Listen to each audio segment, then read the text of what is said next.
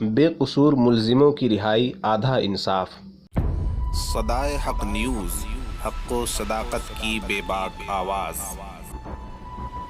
बेंगलोर की सेशन अदालत ने त्रिपुरा के हबीब मियां को इस बुनियाद पर रिहा कर दिया है कि उसके खिलाफ उससे जबरन लिए गए इकबालिया बयान के अलावा कोई दूसरा सबूत नहीं मिल सका। त्रिपुरा का रहने वाला हबीब मियां 4 साल तक जेल में रहा, जिसे 22 मार्च 2017 को अगरतला से गिरफ्तार किया गया था और जिसके खिलाफ बेंगलोर पुलिस ने लगभग 15 धाराओं के तहत मुकदमात दर्ज किए थे। लेकिन सेशन कोर्ट में हबीब मियां के खिलाफ कोई ठोस सबूत न मिलने के बाद उसे जून 2021 के इसी सप्ताह में रिहा कर दिया गया है। हबीब मियां का केस जमीयत उलमाए हिंद के ज़रिए लड़ा गया। हबीब मियां की रिहाई के बाद मौलाना अरशद मदनी, अध्यक्ष जमीयत उलमाए हिंद ने बयान जारी किया है कि जब तक बेकसूर मुसलमानों को फंसाकर गिरफ्तार करने वाले गुनहगार पुलिस वालों के खिलाफ सख्त कार्रवाई नहीं होगी, इस तरह के मामले सामने आते रहेंगे।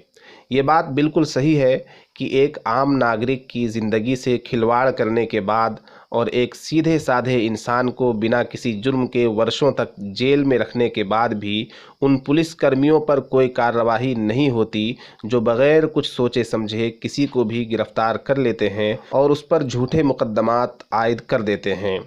इन भ्रष्ट और गंदी सोच के पुलिसकर्मियों पर किसी तरह की कार्रवाई के न होने का नतीजा कुछ साल पहले तक यह निकल कर आया था कि भ्रष्ट पुलिस वालों के हौसले बुलंद हो गए थे और वह गिरफ्तारी के साथ साथ इनकाउंटर भी करने लगे थे।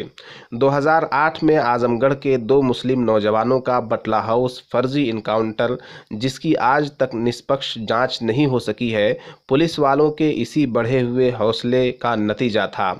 भला हो आजमगढ़ की दिलेर कौम का, जिसने राष्ट्रीय उलमा कौंसिल की स्थापना करके भारत की राजधानी में फर्जी इनकाउंटर के खिलाफ ऐसी आवाज़ उठाई और धरना प्रदर्शन किया कि जालिम पुलिस वालों के लिए इनकाउंटर के मार्ग पर चलना मुश्किल हो गया। इसके बावजूद गिरफ्तारियों का सिलसिला रुका नहीं है। कहीं से भी कभी भी किसी भी मुस्लिम नौजवान को, जिसका कोई कसूर नहीं होता, शक की बुनियाद पर उठा लिया जाता है और फिर उस पर कई तरह की धाराएं लगाकर मुकदमा चलाया जाता है। हालांकि कुछ साल बाद उस पर लगाई गई धाराएं झूठी साबित होती हैं और अदालत के ज़रिए उसे इंसाफ मिलता है।